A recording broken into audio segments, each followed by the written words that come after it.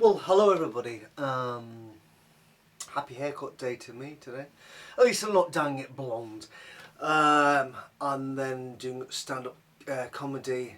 But the most important thing about stand-up comedy is you're supposed to make people laugh. Who would have thought? Anyway, yes. Shunning and disfellowshipping my Jehovah's Witness mother. Isn't it ironic? But that's exactly what I'm doing. For an organisation which thrives on it as an act of love to make the people who have the people out there who don't show enough forgiveness. That as an act of love that you then stop them from having any communication with the family members. Well, I'm doing this, but not out of an act of love, out of an act of self-preservation, to be perfectly honest with you. As some people may be well aware, my mother remained a Jehovah's Witness when I saw the truth of the truth many years ago, 23 years ago. Was it 24 now? Can you mind? And everything was going well, really, until of course I started doing videos about this, and somehow my brother found one of my videos, and then my mother saw the video, and she wasn't particularly happy knowing that I was a musician, that I'd written that song, The Truth Was Lies, because she did tell me about it. I like all these songs, but I don't like the song The Truth Was Lies. However, it was factually correct, and a rather good song if you haven't heard it either, which can be found somewhere. Just ask Alexa to do it. And then all of a sudden she was still in Ellesmere Port, I was still in Scotland, and I got a letter from her. I think I might have read it out several years ago. I did a video about this on this channel somewhere when I was living in my old house. And it was a letter which went down the roads of, oh, you know, done this in the garden, done that in garden, did this, blah blah blah, just the normal things you might do through your, you know, just an update. And then finally the last page, it was a little bit odd, because it then just said, because of your sort of insistence to put up these videos, I've been advised, or I've decided, I can't even mind the wording because I don't know if I've done that letter, I should have framed it really. You're no longer welcome in my house. In other words, my mum was actually disfellowshipping me. She was shunning me from going to visit her, even though I wasn't disfellowshipped and I hadn't disassociated myself, and I wasn't obviously doing anything that you could say, oh, he's leading a wicked lifestyle. But of course I was doing my videos, you know, talking about my life as being a witness and what I thought about other witnessy things coming up. So she told me I couldn't see her, and that was that. I was quite happy in a lot of respects, because my relationship with my mother, it's a bit odd, this one, because in normal circles, when somebody is not a very nice person, you just say, I don't want anything to do with that person because they're not very nice. But unfortunately, when it's your mum, it's tricky, because you can't choose who your relatives are. You can't choose who your mum and your dad is. And when your mum is your mum, regardless of all the things that she gets up to, and you have to try and look beyond that, because at the end of the day, it doesn't matter what she does, she's always still your mum.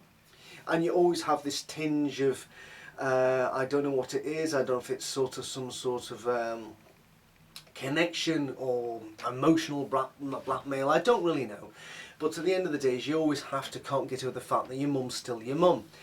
And within the witnesses, of course, it's a little bit different again, because obviously when somebody isn't, behaving very well and is particularly not a really nice person, the Jehovah's Witnesses will still associate with that person and just put the way they are down to maybe mental illness, for instance, instead of the fact that they just are not a nice person.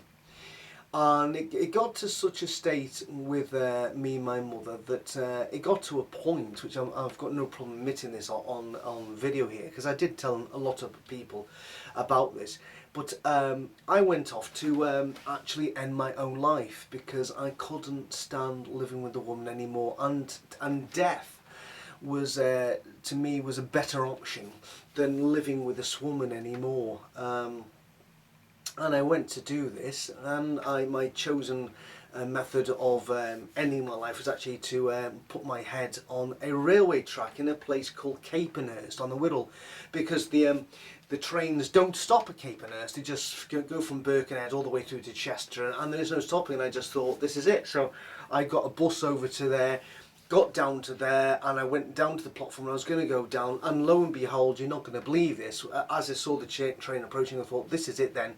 Would you believe it, that the train actually stopped at Capenhurst, and loads of people started to come off who just spent the day in Liverpool shopping or whatever, and I'd literally gone into such a place that I can understand how this works with people who do commit suicide, is that you go into such a place that I actually met somebody on the bus. In fact, it was Jan Paprocky's wife, Christine, who actually was saying to me, "You come round to us tonight?" And she spoke to me, and I couldn't even answer. It was just like I'd so gone inside myself that I no longer could actually verbalise or communicate with anybody else. And needless to say, when all these people came off the train, obviously my plans had been scuppered at that point, because I wasn't going to go hurtling through Capenhurst station as I imagined. And then I just woke up thinking, what are you doing? Now that obviously was the wake up I needed to escape Ellesmere Port, and I did escape Ellesmere Port, and of course then I moved to Scotland, trying to get as far away from this woman as possible. And then it was just a case of I used to have to just put up with her like 4 yearly visits. When she used to come and stay with us, she used to come and stay with her new husband, and things had gone pear-shaped with that relationship, whereupon the fact he'd actually moved into his own wee bedroom and put a lock on the door and went to a separate group. In fact, there was no relationship there at all. Unfortunately, he died of stomach cancer. I won't go into different other things. And then she was on her own. And so then she used to come and spend lots of time between me, going between Scotland and higher up in Scotland where my brother was, to stay with me, then going back to Ellesmere Port, and she used to do that quite often. And then of course I got the banning order, and even in a company was like, it's hard. It's when somebody still makes you feel so awful, even just for the week, just putting them for a few days, it was pretty bad. She's in her 80s now. My mum's in her 80s now, and I'm like 61 now. And you can say, well, maybe the way she is because she's elderly. She's elderly. Elderly people are a little bit funny. However, my mum's been like this when I was like, for all I life, especially when I started to realise things weren't not quite right. I won't go into things that happened when I was younger, but it's when it came to when I was 18, 19, 20, 21 that I all of a sudden was sort of sussed up that and had the voice to answer this woman back and say, no, that this is not right, that this is not right, this isn't just. And she used to bring the elders in quite regularly to try and sort me out. And in fact, at one point, I was moved back to Ellesmere Port from Scotland because I was on the council house and got awarded a council house in a place called Stanny. And when I came back to stay for only a few weekends, moved everything back from Glasgow to Ellesmere Port. And within a very short period of time, I realised, oh my God, what am I doing? Because very quickly, she then showed that she and the elders were going to sort me out. And I just thought, you know what? No. So I just hired a van and moved all my stuff. At the end, I came down, I think, on the Friday, and by the Sunday I was back in Glasgow because I just thought I don't want to do that. With my mum tearful at the door, and thinking, there you go, Mum, you're responsible for me moving away. And so I went away. And then, of course, I made my life in Glasgow, got married in Glasgow and stayed, and you know the rest of that story. So she used to come on down to these periodic visits, and now she was obviously a grieving widow at this point. And of course then I got the banning order, and then I stupidly still kept on sending my Mother's Day card, till eventually my brother said to me, just 2 years ago I think it was, "Oh, you're all right to visit me mum now." So I went to see her on this place called Rossi, which is on the Isle of Bute where she lives.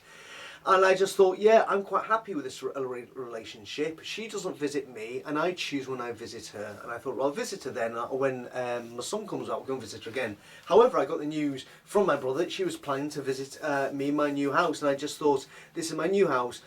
My mother's never been here, and I've only got memories of me, my son, and my wife, and our new dog. And so there's got nothing that my mother's sort of impressed or stamped her memory on any part in this house. And so she came to stay, and I'd been working 5 days, and I wasn't well. I'd got a really bad toast, the old man flu, and I wasn't well at all. I'm still trying to get over it now. And I took her out, you know, to show her more of the area that I live in. And just to explain how this person operates, because we went out to this place for something, for a little lunch, and so we got the 2 menus, and I said, "What's your soup today?" And he says, "It's broccoli and Stilton." And I went, "I'll have that." And my mum's like this, "Ooh, that sounds horrible." So straight away, she's trying to sort of put a downer on me enjoying my broccoli Stilton, because guess what? In all her 80 years of living this earth, she's never ever gone down the broccoli and Stilton route. She, in fact, only a few years back, she never even heard what coronation chicken was, even though got it created, I think, for the Queen's coronation, so she should know more about it than me, but she's never done the coronation chicken either. So she ordered vegetable soup, tomato with vegetables, I should say, a scone and a cup of tea. And okay, the guy brings out the tea, and she said, "I don't want it in a wee teapot. I want it in a wee metal thing." And of course it came out, and she then moaned straight away, "Oh, I would have preferred this in my scone, with my scone later on." And the problem with my mum is, whenever she gets a cup of tea, is she waits till it's actually lukewarm before she starts drinking it. I even jumped some ice in that tea, because she always does this. It's infuriating that when you make her a meal or cook her a meal, that she always has waits till everything's pretty damn cold before she eats it. And she said, "Oh, I prefer that with my scone later on." And I said, "But Mum, if you pour this now, you wouldn't be drinking it until you get your scone later on, because it's too hot." "Oh yeah." Anyway, so her soup turned up, and my soup turned up, and she says, "Oh, your soup looks horrible." So no, it's not horrible, it's lovely. You know, Stilton broccoli soup's quite nice, but you know, that's the way she is. If she doesn't like the look of it or anything, she's going to verbalise on this instead of just letting me enjoy my soup. So she starts her soup, and then she goes, "What's this here?" And she's mixing the soup around. "Well, what's this here?" And it is tomato soup with something called pasta in it. "Oh, I don't like these. What are these here?" I'm going, "That's pasta, Mum." "Oh, I don't like pasta. If I knew this was in it, I wouldn't have had it." So then she skirts around trying to eat the soup while disgusting look at my soup, and leaving a big pile of pasta in the bottom of it. And then the pieces of resistance, the scone turns up, and the guy brings up on the plate, and she just picks it up like this and drops, says, "What's that?" I says, "It's a scone, but it's cold." I'm going, "Yeah, but you know, obviously you never emphasise to the guy, is there any chance you could pop it in the microwave for just a couple of minutes, because obviously they're not newly out the oven." And she says, "Just look at it." And she dropped it on the plate. She says, "It's just a big thing, isn't it? It's just a big..." I'm thinking, for the love of God. And then, of course, she started slowly cutting it half, which took an age. And then she says, "Never enough butter." So anyway, so you basically get the drift here. It doesn't matter what you give this woman, there's always a problem with it. There's always a complaint. Everybody she ever stays with, you know, blah, blah, blah, blah, blah. So when she came back from Ellesmere Port, she was moaning about the people she was staying with. The curtain was too dark, the pillows were too lumpy, the bed was too hard, the quilt was too grey, the room was dark, the house was dark. The husband, funny enough, decided to spend all his time upstairs. They never took her anywhere. You get the drift here. Because basically, once you've taken my mum anywhere and you're not related to her, you never ever take her anywhere again. Because she will then complain. She wants to sit here. She's actually recently was wanted to have a special seat at the assembly, and because she couldn't get this specific seat, was actually crying to the attendants, I want that seat, you know. And she even had my sister-in-law up early missing her breakfast to make sure she was first in the queue, so when those doors opened she could clamber away to get that seat, only to find out somebody was there. This is what she's like. She is awful. And when I took her out, when she came back for the second stay, on her way back to Scotland, I said to her while we're driving, so who are your friends in Rossley congregation? I've got no friends. I thought, no. It says, no. It says, and it's funny because when I went back to Elsley Put the second time, all the congregation used to do stuff, but I was never invited. You know, I'm thinking, why isn't the penny dropping here? You know, you don't have any relationship with me, my brother, none of his, my son, none of his children, none of his children's children. There's nothing there at all. You've got no friends in the Rossley congregation. And we know within the Kingdom Hall, you know, always somebody has a little friend here and there. Everybody in the congregation has a little friend. And now that little friend is the person who obviously accompanies them standing at a cart, speaking to nobody else but speaking to your little friend. My mum doesn't have that friend that she talks to. Nobody takes her anywhere, nobody does anything. She's never invited Sophie to go anywhere, because literally if you invite my mum Sophie to go anywhere, you regret it within seconds. However, because me and my brother are her children, we sort of, you know, put up with the shit show. However, that was to change. That I'd got through a couple of nights. It was our last night staying with me. I thought, done well so far. My wife had disappeared to Glasgow because obviously she didn't want to be in the vicinity either. So she'd, you know, I'm a celebrity, get me out of here. And she'd actually gone over to Glasgow to actually do a little family thing up there, which I probably wouldn't have gone to anyway, to be honest with you. So anyway, I would probably had you know, put on something that I wanted to watch on the TV, but unfortunately with my mum, if she hears and her hearing, now she's got her hearing aid attuned to even the sounds of worms burrowing in the soil. If she hears a swear word out of a programme, and she's always been like this, she will then demonstrate that she's been offended, and she'll actually go, did I just hear a swear word there? Did I just hear a swear word there? And you know what's going to come next. That means then, well, you have to turn it off. You have to turn it off. So I just thought, what are we going to watch? What are we going to watch? So I came back in, I gave the dog an extraordinary long walk and came back in after I'd cooked tea, where of course the pizza I gave her, I made her 2 proper meals the first week, and the second week I was so knackered I just thought, no, I'm just going to shove stuff in the oven for you here. And unfortunately the crust on the pizza was too firm for her to wrap her teeth around, so she left the crust. I obviously made a comment about it, and then when I came back in, she says, well, when the news finished, this sport, come on. She says, I don't really watch sport. I'm thinking, well, no, it's a World Athletics and there's a few finals going on tonight. I'm going to watch them. So after that finished, and it finished, you know, whenever it was, I thought, right, what can we do to watch safe now? So I just thought, I've got an old documentary here, taped a few weeks ago, of Burt Bacharach at the BBC. Can he go wrong in this one? So we're about to put it on, and an advert came up showing a Scottish comedian. A short lassie, I can't even mind her name, but she's a lesbian. And I thought she was lesbian. And my mum says, oh, I really find her funny. And I looked at it and thinking, I'm sure she's a lesbian. And the reason why I say that is because a good few years back, I was in my mum's house in Ellesmere Port, and she mentioned how she liked Julian Clary. And I says, well, Mum, you know how the witnesses are, you know, anti-gay. I says, you do realise that Julian Clary's gay, don't you? And she went, no, he's not. I says, yes, he is. She says, no, it's just an act. I went, Mum, he's gay. It isn't an act. So I looked it up on early Google. And it came up, yeah, Julian Clary lives with, who cares? But anyway, his husband is, who cares? I says, there you go, Mum. She says, oh, you're just reading that off that That doesn't mean anything. Anybody could put that. I'm thinking, no, Mum, he's definitely gay. It isn't an act. So she wasn't for telling, so I left it well alone. So anyway, she then all of a sudden likes this, and I'm thinking, I'm sure she's gay. So next thing is I said, what's her name? So Google it, and she says, is that her? Says yes. And in this picture I googled, is this person's wife? I says, you know that's her wife. Yeah, no, that's her wife. I'm thinking, how extraordinary. She's quite now happy to say that she likes a gay figure, a gay comedian. I thought, right, how things have changed. Remarkable. So we start watching this Burt Bacharach programme. The first thing that comes on is Dionne Warwick.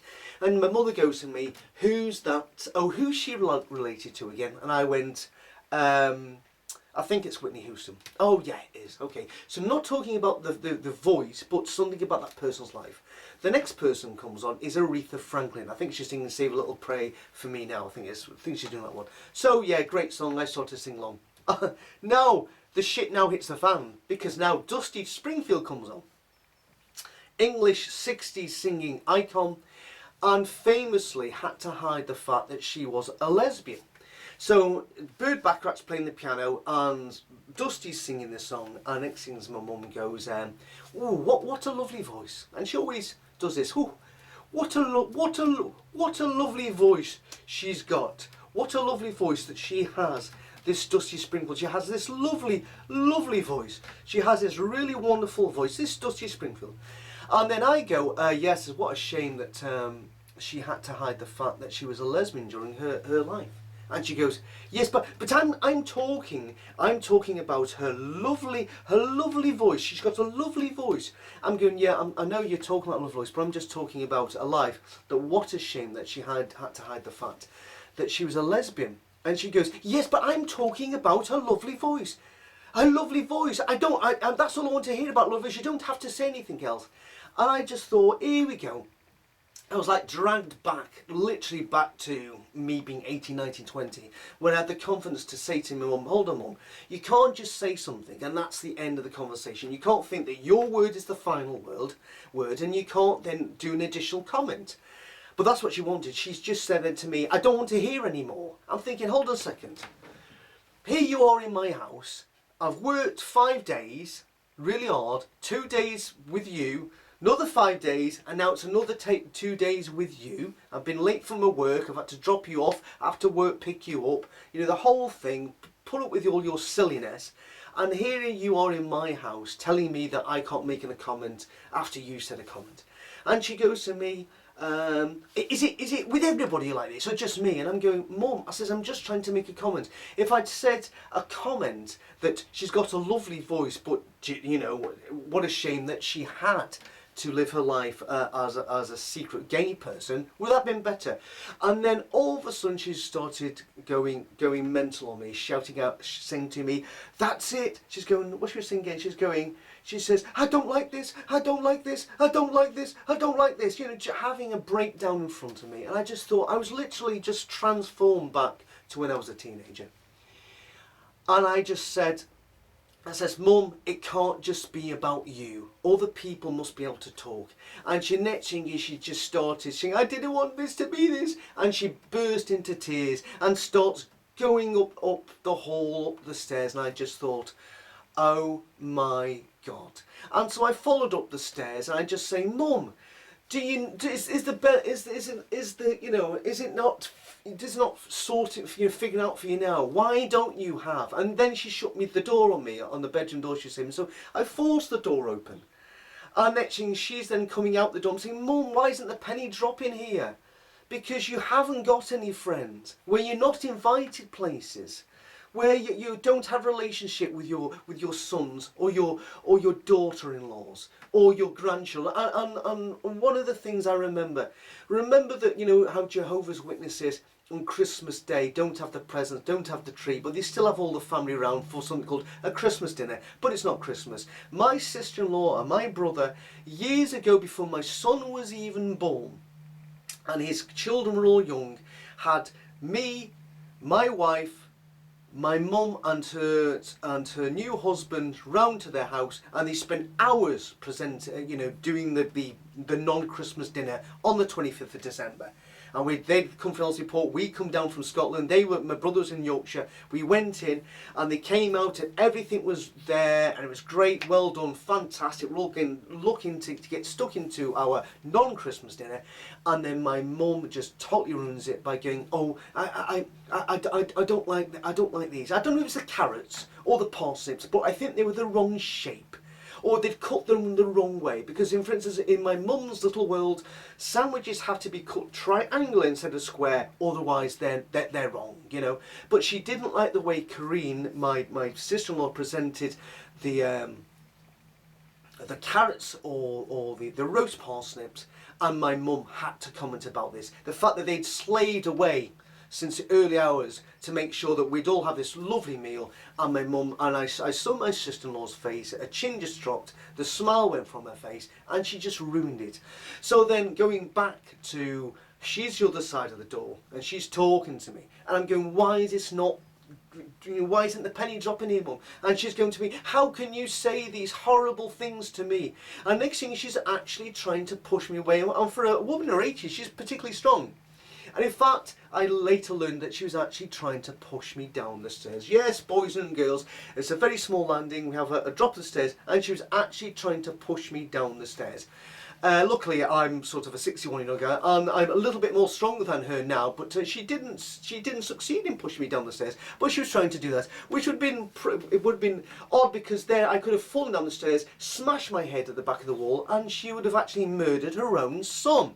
So eventually, you know, the conversation ended very quickly with her getting back in and shutting the door. I'm thinking, wow, what is going on here?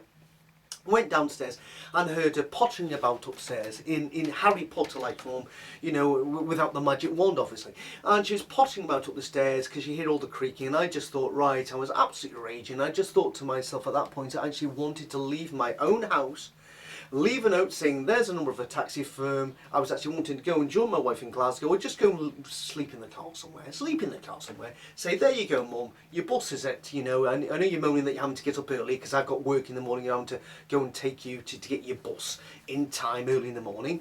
But there you go, there's what I'm going to do it. And I just thought, why should I? This is just stupid. So I just thought two things are going to happen now. My mum's obviously may take may take all the tablets under the sun because she has got medication, or potentially she may try and kill me in the night. She's obviously tried to push me down the stairs. So I went to bed at 12 o'clock with her still potting around outside, and I shut the door, and I just thought, shit, I've got a lot of knives downstairs in the kitchen, and maybe, you know, this is going to unbalance her completely. And I brought my dog in and put him on the bed. I thought, if the door opens, hopefully the dog will bark to alert the fact that all his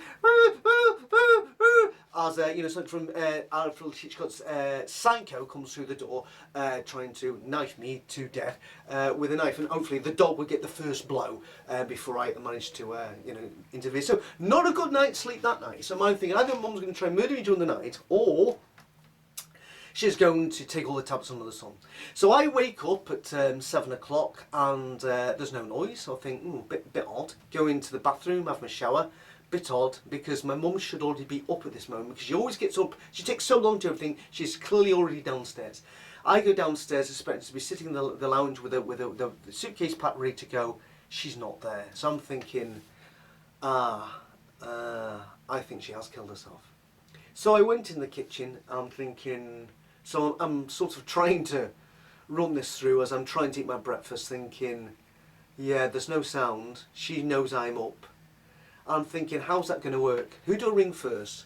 Is it to ask for police and ambulance, or is it just police if I think she's actually dead? And then they're going to come along and say, what you know, if there's a suicide note, they're going to say, well, you know, what do you think could have caused this? Was there an argument? Yes, there was. So then, of course, they then ring up my neighbours. So ask my neighbours, did you hear an argument last night? Do you think there was any physical, you know, altercation happening? You know, that sort of stuff. And then, of course, putting in the news my name. You know, mother 80, blah blah blah, died, commit suicide in home after arguments with me, age 61 from wherever. And I just thought, wow, this is going to be brilliant. I just thought she's clearly done herself in. There's no news. I'm just going to have to go up now and open that door. Went up and shut the bedroom door. Chap, chap, chap. Mum, no answer. Open the door. Just at the moment the alarm goes off and she turns. She's been having a wonderful night's sleep that night. And there's me, hardly got any sleep at all, thinking about she's either going to kill me or kill herself. So I just says, Mum, going in 45 minutes, get yourself ready. And I went out and gave the dog another hell of a long walk, came back, and she's all ready to go at this point. And then the next thing is, she comes down the stairs and she says, I just want to apologise last night. I think I picked you up wrong. I says, no, Mum, you never. I repeated about 3 times what I said. I said, so let's just leave it at that. So I drove her into Dumfries, and even while we were going to Dumfries, she was still, you know, picking me up for not explaining properly what time we're going to arrive at the bus station when I says we're going to be there in 8 minutes. When she says, I don't mean how long it's going to take us there, what time I'm going to arrive. While I'm driving, I'm going, Mum, just put 8 minutes onto your phone, on your watch, because I can't check at the moment. I says, that's when I'm going to arrive. So even there, she's still just being her little horrible self. And then I then dropped her off, said to her, she came up for a hug, she came up for that hug, hugged me and says, I've had a lovely time. I'm thinking, oh my God, if you think that was a lovely time, you are utterly delusional. And I just said, Mum, a word of advice here, move back to Ellesmere Port, because at least at Ellesmere Port she has a sister who actually took her out for a drink, and a niece, and a great niece who also took her out for a drink and a wee run. At least people are bound by family ties who actually maybe will make allowances for her for being an absolute arsehole, to be perfectly honest with you. And so after that, I thought, I phoned up my brother, I told him what had happened, and I said to him, that is me done. That is me done. I've now, you know, when you have somebody who's so toxic in your life, you have to get rid of that person. And so that's what I'm doing. I'm disfellowshipping her from my life. I'm shunning her. I'm shunning her. I will never, I've blocked her number on my phone, and I've already told him, one day you'll probably contact me and say, oh, by the way, my mum's dead. And I've actually said to him I probably won't even go to the funeral, because it'll be a shitty witness funeral, and you know how it would be. And you know, and the sister believed in the paradise hope. I'm thinking, oh my God, if there's any justice in the world, you know, if there was a hell, she'd probably be down there.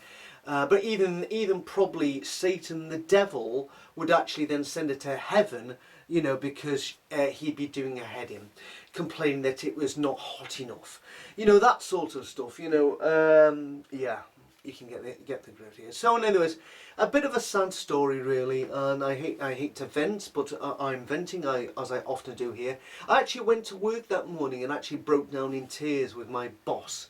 And she came in and she actually gave me, she actually says, you need a hug, and I actually broke down with tears with her. And she said to me, you know, the company I work for, she says, maybe you should go and see somebody. And I just said, no. I says, if I can, she actually said, do you want to go home? I says, no. And I says, I want to just be in work today, because then I can try and not think about everything that just happened. So, you know, they helped me a lot. And I'm not going to go down the road of seeking a therapist, because she says to me, you've done remarkably well, because I told her things about my upbringing. You've done remarkably well to survive and to be the person you are today. So yeah, it's remarkable, you know, the upbringing that we all have as Jehovah's Witnesses, and some of the upbringing that we had, you know, if you'd explain to other people, you know, the lives that we had, they wouldn't believe you. And so not only did I have the problem with the witness upbringing, I had the problem that I was living with somebody who was just absolutely horrible to me for many, many years, who bizarrely thinks they were a superb mum. How delusional is that? It's incredible, isn't it?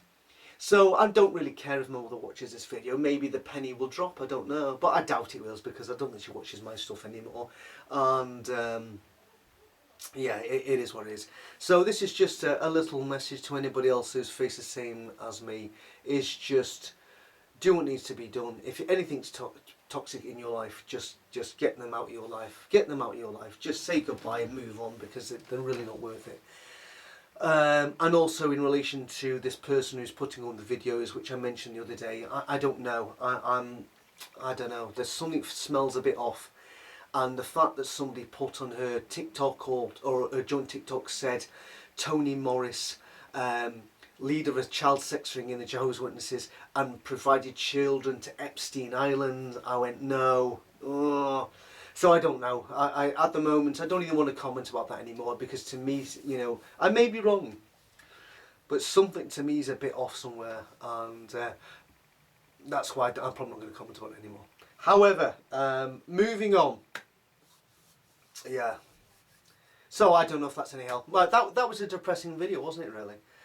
But it may help some people, it may not. But if it helps people to actually all of a sudden think, well, I'm in a similar situation, what am I doing? I hope it does help. So yes, I have officially, what time it is, 6:46 on the 1st of September 2023, announcing to the world that I am disfellowshipping my mother, and there is no option for her to come into my wee bedroom for a year to eventually say, yes, can I come back? No, there is no coming back. This is a permanent disfellowshipping, and I'm going to shun her for the rest of my life. Sad, but sometimes you have to look after yourself and your family first and foremost. So that's the way it is. See you later. Bye-bye.